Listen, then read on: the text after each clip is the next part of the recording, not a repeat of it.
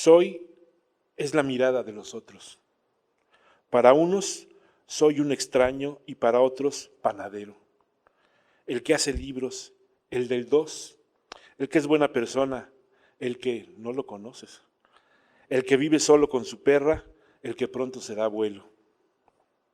¿Cómo estás, don Manuel?, me dice una vecinita de 5 años. Y me convierto en don Manuel para Lucero, mi vecina de 5 años. Soy todo eso y soy también el que los mira, el que los saluda, el que los hace, el que se mira con sus ojos. La poesía es, yo creo, la primera comunicación que tienes es contigo mismo. La aceptas, la descubres y entonces tienes algo para compartir, ¿no? Ese epíteto de poeta es algo que yo siento que nos queda muy grande a muchos, ¿no? Yo el primero. Eh, a mí me llama mucho la atención cuando alguien dice, bueno, ¿y tú a qué te dedicas? ¿Qué haces? Un pintor puede decir, soy pintor, ¿no? Además dan envidia a los pintores porque una obra de ellos puede ocupar pues una pared de estas, ¿no? Y, y la obra de un poeta puede ocupar apenas unos cuantos centímetros de un librero. Entonces, bueno, cuando decimos qué es ser hoy un poeta, nos queda una incógnita muy extraña, es muy subjetivo, ¿no? Pero también hay, yo diría, no sé muy bien qué es ser un poeta, pero lo que sí sé es que no es ser un poeta. Lo trágico de la poesía es que es la única verdad posible, y nuestras verdades aún no son suficientes para alcanzar a la poesía. Entonces tenemos que mentir y decir que esto es poesía. Hablar resignados con falsas palabras sobre lo que sabemos que no es cierto, sino simplemente verdadero.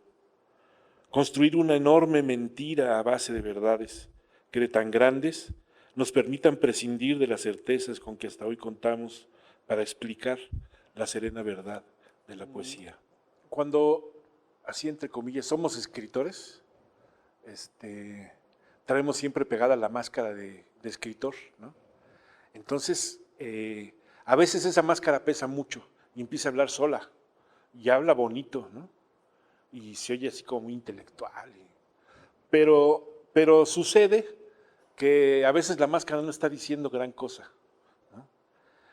Somos penosos, ¿no? Por más desenvueltos que seamos, por ejemplo, en una charla o algo así, no es mi caso, pero bueno, aunque si lo fuera, hay cosas que nos da un poquito de pena decir, ¿no? Esas son valiosas, yo creo. ¿Por qué? Porque son las cosas que vienen, que son verdad, son verdad. La verdad es lo más difícil de compartir, ¿no? El típico caso con una chica, por ejemplo, ¿no? Si eres un poquito inseguro, porque todos somos inseguros, todos. ¿De qué estamos seguros? Pues quién sabe, ¿no? Todos somos inseguros, sobre todo cuando se tratan ciertos temas. O sea, de entrada, ¿qué tal si nos manda la goma, no? Sentimos feo, ¿no? Entonces, yo creo que el secreto es hablar con la verdad, hablar de lo que realmente se siente. Si tú ves, hay muchos poemas, muchos poetas, jóvenes principalmente, que se están poniendo la máscara, están construyendo, están adornando su máscara. Se entiende porque apenas te compraste tu máscara blanca y la estás adornando, ¿no? Y la necesitas, ¿por qué? Porque tú vas y se la enseñas al director de cultura para que te dé una beca, ¿no? Y se la enseñas a alguien más para que te publique un libro. Y se la enseñas a la chica que te gusta para que te crea, ¿no? Que tienes futuro. Entonces, yo creo que ese es el asunto. Ahora, no es muy común lograr hablar desde dentro y con la verdad, ¿no? Hay que sentirlo. Es preferible arriesgarse a hacer el ridículo, porque además, pues, ya si dices, ching, está regacho, no se lo enseñas a nadie y ya, ¿no? O cuando vayas con una editora te diga, ay, güey, sabes que este está muy manchadito, mejor quítalo, y te ayudan a armar el libro, en fin, ¿no?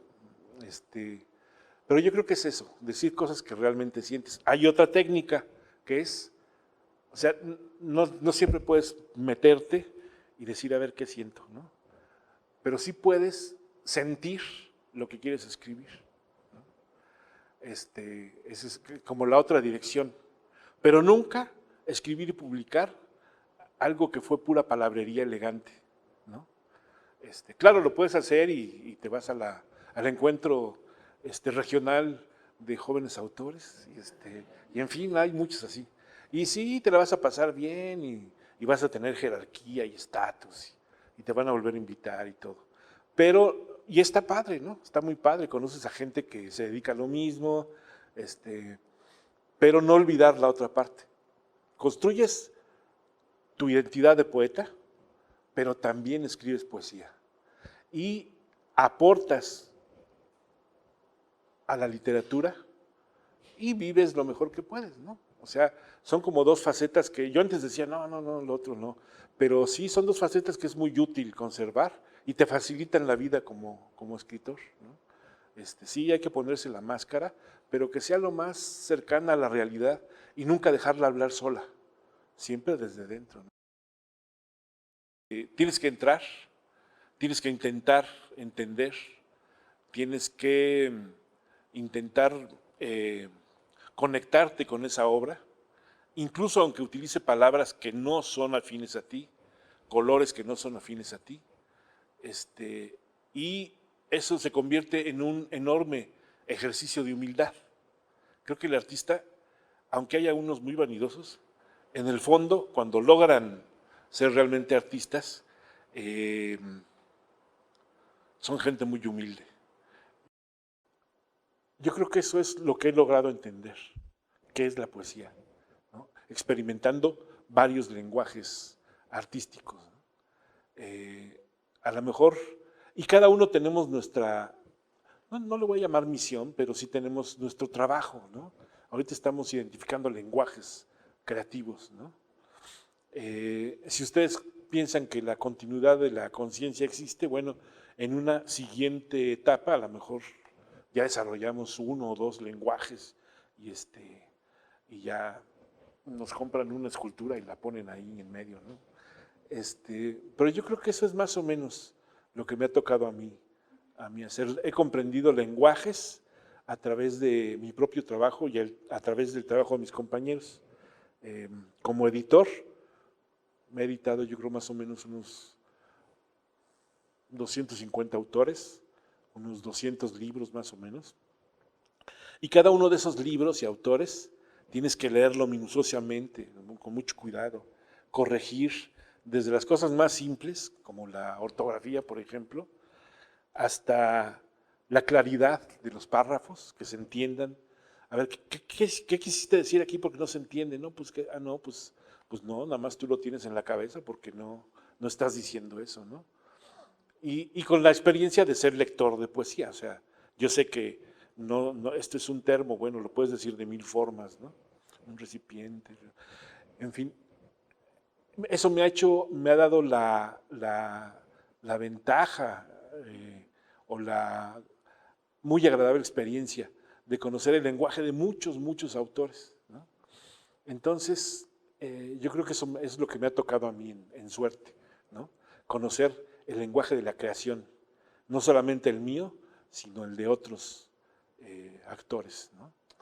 Así fundamos una cosa que se llamó el Centro Queretano de Escritores, en donde empezamos a traer, tuvimos mucha suerte, con apoyos que se fueron dando de por todos lados, nos apoyó la UNAM, el gobierno del estado, el INBA, el Consejo Nacional para la Cultura y las Artes. Creo que les caíamos simpáticos porque nos veían muy jóvenes y muy entusiastas, ¿no? Entonces todo lo que les pedíamos nos ayudaban. Y empezamos a trajimos como unos 350 autores, entre mexicanos y extranjeros. Cada año venía un festival que se llama Poetas del Mundo Latino, ¿no? Entonces, los poetas de los países en donde la lengua tenía raíces latinas venían a México en distintas ciudades y nos ayudaban mucho el INBA en aquel tiempo a que cada uno de esos poetas viniera a Querétaro, nos ofrecieron la lectura de su obra con traducciones cuando no hablaban español directamente y tuviéramos una charla con ellos, ¿no? Entonces, fue un tiempo muy, muy padre, muy, muy bueno. Todo con el entusiasmo de poder acercar a la gente de Querétaro, incluido uno mismo, opciones para poder conocer poetas, ¿no? Nunca se ha vuelto a dar una experiencia como esa. Siempre creímos que para abarcar mejor con la mirada el valle, nos servirían las torres altas. Y cada uno construimos nuestra torre. Altas torres nos cubren con su sombra, y lo más alto de sus copas conforma hoy nuestro horizonte. Otra cosa a la que me he dedicado un buen rato es a las artes plásticas. He pintado poco, me gusta el lenguaje abstracto que le llaman, y me ha ido bien cuando he trabajado y participado en un concurso, me ha ido bien. Ahí me formé mucho con autores como Gabriel Macotela, como pues muchos pintores, ¿no? Gilberto Aceves Navarro, con sus clases de dibujo. No desarrollo ahí porque la vida es muy corta y no siempre tienes posibilidad de abocarte, ¿no? Algo que sí es cierto es que hay que hacerlo todo muy, muy en serio, y con todo el cuerpo, y con toda la cabeza, y con todo el corazón. Entonces, pues como nada más tenemos una cabeza, un corazón y un cuerpo, pues no nos alcanza mucho a veces. Pero sí, eso es lo que me gusta mucho de la poesía, que te da posibilidad de entender muchos lenguajes. Apenas surge lo deseado, se convierte en un problema, el problema de alcanzarlo. Apenas se resuelve ese problema y tenemos que aprender a preservarlo. Un frasco, un librero, un marco, una vitrina, una minuciosa descripción, hasta un poema. Después, cargar la colección y convencernos de que nos sigue apasionando. Traer en el bolsillo la pregunta sobre por qué seguir siendo lo que somos. Como si fuera una credencial con foto, el llavero, unas monedas. O la permanente compañía de una sombra desprovista de atributos que se divierte y nos pregunta si en verdad somos lo que creemos que somos, lo que decimos que somos, lo que somos. Después, la diosa de la terapia y de los cambios instantáneos, el psiquiatra converso al New Age que ya no fuma y se cortó la barba, el chamán urbano de auditorio, el gurú de las monedas, el bestseller. Te dirán que no debes preocuparte, porque en realidad tú ya no eres esa persona afligida y temerosa, que ya eres otro, que en realidad eres lo que quieras. Y entonces ya no eres lo que quisiste ser, ni lo que creías que eras, ni lo que eras, ni lo que los demás veían en ti, y hasta de nombre te cambiaste. Ya nada te aflige. Solo el pequeño detalle de no moverse bruscamente y apretar muy bien los dos cordones. Te imaginas una imagen, ¿no? Y te acostumbras a darle importancia, a decir, esto me puede servir, no nada más a mí, sino a alguien más, y lo apuntas. Y llegas a tu casa y lo trabajas un poquito, lo más que puedes, ahí se queda, ¿no? Confiar uno en su propio descubrimiento. Siempre, bueno, no sé si todos, algunos pensamos que lo que descubrimos no tiene mucha importancia, no es bello, no es interesante. Pues sí lo es, sí lo es. ¿Por qué? Porque todos pensamos así y no compartimos nada, ¿no? Entonces estamos como atrapados en cápsulas que son como los Twinkie Wonders que venden, o los gancitos que venden en el Costco, por ejemplo, ¿no? Que dicen, no están empaquetados para su venta. Sí. Entonces viene cada uno en su bolsita, así estamos todos nosotros, cada uno venimos en nuestra bolsita, ¿no? Entonces nos quitamos la bolsita y nos embarramos un poquito unos con otros y empieza la comunicación profunda, ¿no? Entonces, darle valor a nuestras pequeñas ideas.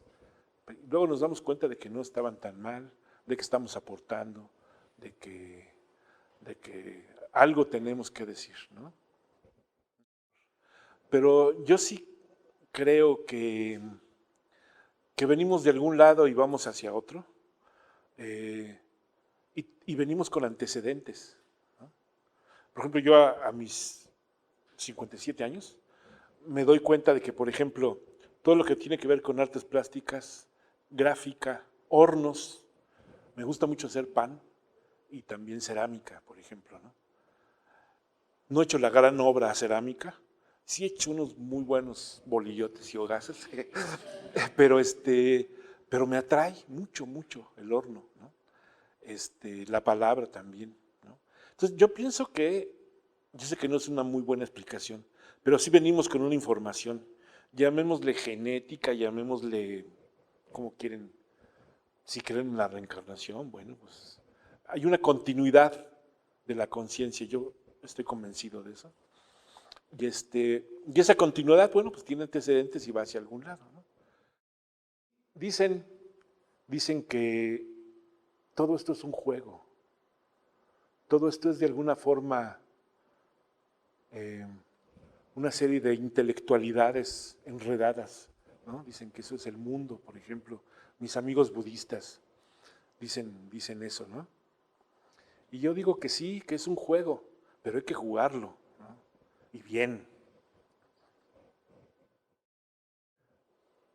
Todo el arte en general es crear comunidad, es comunicarse de interior a interior. Eso es lo que... Cuando tienes alguna actividad en la que tratas de profundizar, lo que realmente estás haciendo es hacer cada vez más profunda y más efectiva la comunicación, llegar más al ser interno de la otra persona, y más, y más, y más, hasta que desarrollas amistades muy preciadas, relaciones cariñosas también muy preciadas. Ahora es un pecado quererse, querer un amigo, una amiga, es casi pecaminoso, qué vulgar, ¿no? Qué sensiblero, ¿no? Qué cursi, qué, en fin, ¿no? Yo tenía contacto con todos los autores de Querétaro, de la región, y me empecé a cansar de cuando no querían mover una coma. Cabrón, pues ¿qué no entiendes que esto está nada, no dice nada?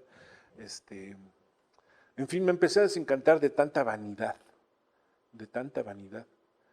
Y eso me llevó también a un proceso que ahora sé que le llaman renuncia. O sea, empiezas a mandar todo a la goma, no le encuentras chiste a nada, ¿no? Dicen que eso tiene que ver con un proceso al que le llaman despertar, nada del otro mundo, darse cuenta de cómo son realmente las cosas, ¿no? Entonces, cuando encontré charlas budistas, que no son como, con todo respeto, las de las monjitas, por ejemplo, católicas, ¿no? Que pues no, a mí no me dan nada. Ahí encontré mucha explicación. De repente frases que oyes y oyes y oyes empiezan a cobrar sentido, ¿no? Y empecé a leer y a estudiar un poquito esa tradición desde varios aspectos. Eso digamos que intelectualmente, pero también me empecé a meter a prácticas que son cosas muy padres, ¿no? Por ejemplo, hay meditaciones a las que les llaman meta, que significa amor, ¿no? Entonces, lo que haces es empezar a aprender a sentir amor por la demás gente, ¿no? Y cada vez lo vas haciendo más difícil y más difícil y más difícil y más difícil, hasta que tienes que sentir amor por Peña Nieto y dices, ay, güey, si luego de esto ya soy un santo. y Pero esa práctica, no te das cuenta de que te va convirtiendo en una mejor persona, ¿no? No al estilo santurrón, sino simplemente en mejor persona. Y vas atrayendo, y eso sí suena medio raro, pero vas atrayendo cosas y te va yendo mejor, ¿no? Tienes más amigos, la gente te aprecia, tú aprecias a más gente, todo se va haciendo más fácil a lo mejor. Y ese es el lado bonito, pero el lado difícil es el de la renuncia. Yo llego a un momento en el que ya el trabajo, soportar a fulanita y a sultanita y al director de no sé qué más, ya era insoportable. No tenía sentido. Ok, vas, te pagan tu quincena y es muy bonito que vas al cajero y chale, ya tengo otra vez lana ahí adentro y todavía no me gasto la anterior, ¿no? Pero empiezas a perder sentido y no hay nada peor que hacer cosas que no tienen sentido, ¿no? Te mata, ¿no? Y pues a renunciar y a dejar pasar. Yo, bueno, provoqué mi propio despido. Me despidieron con honores y con indemnizaciones y todo, pero ya, ahí muere, ¿no? Y dejar que venga la siguiente etapa, ¿no? Entonces la siguiente etapa ya fue de estudio y de práctica. A mayor o menor velocidad, durante el viaje, cualquier certeza será siempre pasajera, ¿no? No, cada que vengo de allá del Ramadero, es una experiencia difícil, porque te vas acercando, llegas por Tequisquiapan, llegas por Bernal, te vas acercando a Tequisquiapan, y ya cuando llegas a la carretera, aquí a la 5 de febrero se llama, creo, a 57, empieza la angustia, y empiezas a ver desde el tráfico, del trailero que viene acá, del otro que te rebasa si no tiene prisa, todo se empieza a complicar. Ya no eres tú y tu cabeza, empiezan las ideas del otro, del otro, del otro, del otro. Se llena todo, te empiezas a angustiar, te das cuenta de que nos tienen aquí todos amontonados. En el campo la gente está así, aquí estamos uno encima del otro. ¿Para qué? Para producir. Somos los obreros de sus fábricas, los que compramos los productos que tenemos que fabricar, los que votamos para que ellos puedan gobernar, salvo raras excepciones. En fin, somos el gran negocio, ¿no? Y además no podemos vivir felices en paz, no podemos tener una casa suficiente, ¿no? Hay que pagarla 30 años si encuentras chamba, ¿no? Nuestros hijos están también relacionados de esta forma, con todos sus otros amiguitos, con las maestras. No puedes ir al médico porque ni te va a pelar y te va a dar ácido acetil salicílico y Melox, ¿no? En fin, te empiezas a meter en eso y te empiezas a angustiar mucho, ¿no? ¿No? Y hasta que te puedes volver a ir, ¿no? Pero dentro de todo eso hay gente que vale la pena, hay gente que escribe, hay gente que siente, hay gente buena, ¿no? Y te reconfortas un poquito ahí, ¿no? Entonces, es lo que me hace feliz ahorita, irme. Como decía con Francisco, no hacer nada. ¿Te has dado cuenta de que en un espejo nunca podrás mirar hacia otro lado? Yo no sé por qué la mayoría de los poetas somos muy malos para bailar. Señorita, yo soy muchos y todos ellos, cuando están despiertos, como ahora, hablan y actúan a la vez. No es que esté triste o aburrido, pero ¿quién de nosotros podría contestar a su pregunta? Además, ninguno de nosotros sabemos bailar. Y quisieras a lo mejor hacer una gran organización que tome Plaza de Armas y haga un plantón de Plaza de Armas hasta el río y saques en fin, ¿no? Quieres hacer puras cosas grandes, enormes, trascendentes, que a través de las cuales te tengan que hacer a huevo un pinche estatua ahí de bronce, todo afuera del Museo de la Ciudad, y que quites a Cervantes de ahí, ¿no? Y y no, lo que te toca hacer es muy chiquito, hay que aceptarlo y hay que hacerlo. Y si de ahí te puedes extender, pues qué bueno, ¿no? Pero eso es lo que tenemos que hacer y eso nadie lo hacemos, nadie lo hacemos. Ahí andamos inventando y diciéndole al otro que quién sabe qué tanto. Esa famosa frase mm, de, sí, pues que tienes que hacer lo que te toca, que en la izquierda es muy, muy criticada, ¿no? Ay, sí, haces lo que te toca y el mundo te vale gorro, ¿no? No, no es así. Pero sí tienes que conocerte a ti mismo primero y ya luego das clases de lo que quieras, ¿no? Porque si no, se hace un país, un mundo de inconscientes. O sea, ahí le andas dando clases de todo a todo mundo, pero tú no haces lo que te toca. ¿Quién te va a creer? Es un diálogo de farsantes, ¿no? Todo es ficticio. Entonces, pues haz lo que te toca. No queda nada de ti ni de mí, nada de lo que juntos fuimos. Una colección de sensaciones que surgen cuando otra sensación aflora breve en la memoria. Veo a los demás como ellos ven a otros. Miran sus deseos y aquello que causa la alegría que intentan preservar. Y veo cómo buscan con los ojos la ruta para huir de lo que duele. Miran sus propias aflicciones. Y cuando alzan la mirada, lo que ven son las aflicciones de los otros. Ellos miran también mis aflicciones. Los veo mirarme y yo los miro a ellos. En cada movimiento, en cada gesto, están sus aflicciones y las mías. Esa red de miradas y aflicciones es lo que nos yergue, lo que llamamos soy, lo que nos hace diferentes, nos distancia, nos vuelve individuales. Pero en el fondo, en el sustrato del silencio y la quietud, somos nuevamente quien mira y lo mirado.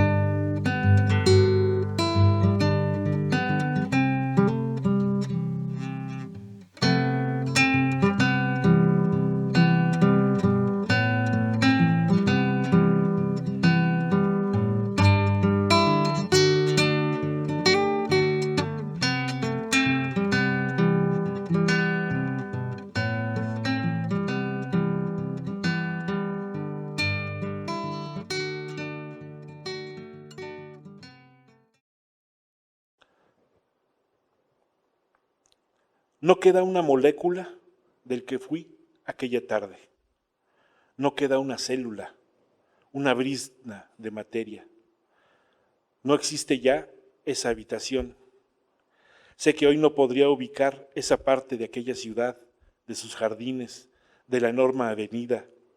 No sé quién habite hoy aquel departamento. No sé de qué forma, desde qué ángulo de la memoria, pero puedo claramente verla y sentir aún en los labios mi sonrisa. Y mi propia mirada al descubrir en aquel instante el sereno resplandor de la belleza. No me preocupa lo que habrá sido de ella. Recuerdo claramente su nombre, pero eso ya no importa. El que soy ahora, a cada instante, también se desvanece.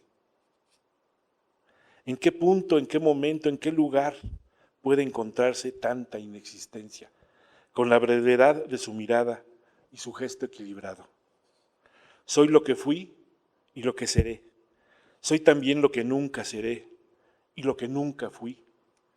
Soy ese momento que ahora se repite y tengo aún la certeza luminosa de que en aquel encuentro de las miradas de dos niños de 5 años encontré la aceptación. Well, it was in my childhood days, oh Lord, many long years ago. Now with the Spirit, now of my Savior, I was filled, Lord, filled, oh, in that old fascinating, oh Lord, our memories, they linger still in that